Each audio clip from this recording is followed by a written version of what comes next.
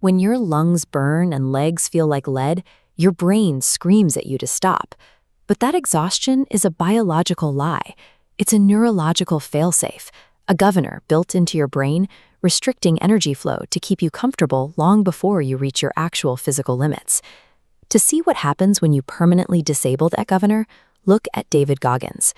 He transformed from a depressed 300-pound exterminator into a Navy SEAL and a world record-holding endurance athlete, competing in the most brutal ultramarathons and triathlons on Earth.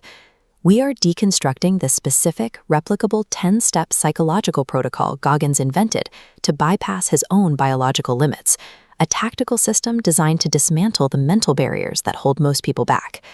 The core mechanism of this protocol relies on intentional friction. By forcing yourself to endure targeted physical and psychological suffering, you actively rewire your mind's baseline tolerance for pain. Confronting profound trauma, poverty, or severe insecurity is not a disqualifier for elite performance. These disadvantages are the exact raw materials required to tap into the massive reserves of human capacity your brain currently keeps hidden. The protocol starts with a brutal inventory.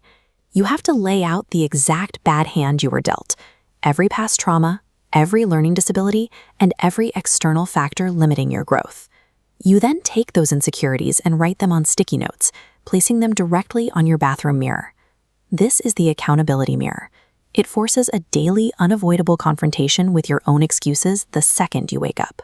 Once the reality of your situation is clear, you start building a calloused mind. This means systematically injecting microdoses of discomfort into your daily routine, doing the small things you hate, like making your bed or taking a freezing shower, to gradually build an immediate tolerance to resistance. As you accumulate these small victories, you store them in a mental cookie jar.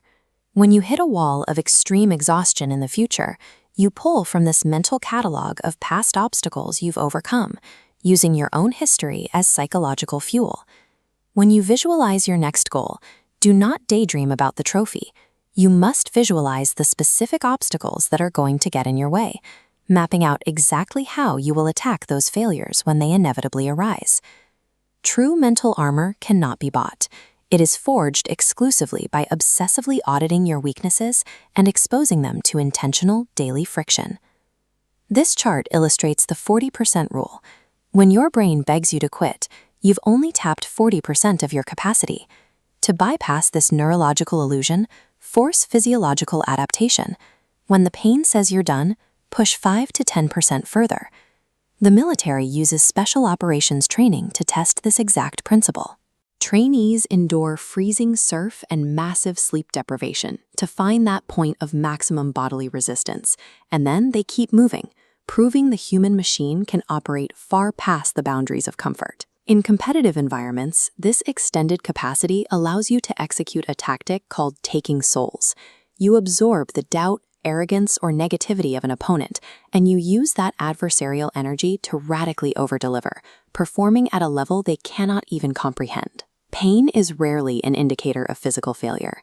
It is merely a psychological threshold that you must repeatedly violate to redefine your own baseline of normal. Brute force endurance will only get you so far. Maintaining this level of extreme output over a lifetime requires a shift to cold, calculated logistics and strict time compartmentalization. Track every single minute. Identify the hidden waste. Lock into rigid blocks. Maximize your work output without sacrificing your recovery. Reaching an elite level often breeds complacency.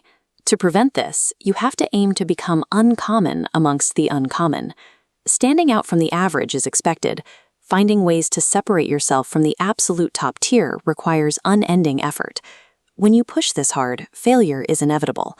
But a failure is not an endpoint. It is a highly valuable data collection event that requires clinical, emotionless analysis. You execute a ruthless post-failure review. You extract the granular lessons, build a mechanical fix for the problem, and immediately apply that solution to your next attempt. Motivation is a fleeting emotion that evaporates when things get difficult. Lifelong greatness is sustained entirely through rigid daily scheduling and aggressive post-failure analysis. David Goggins didn't rely on genetic gifts or luck. His physical transformation is the direct result of the systematic, unyielding application of this exact protocol. Your brain's governor will constantly try to reset itself back to comfort. Keeping it suppressed isn't a one-time achievement. It requires daily combat. The next step is entirely on you. You need to stand in front of your own accountability mirror today and execute an unsparing audit of your limitations. Greatness is never permanently owned. It is only rented, and the rent is exacted every single day through intentional suffering.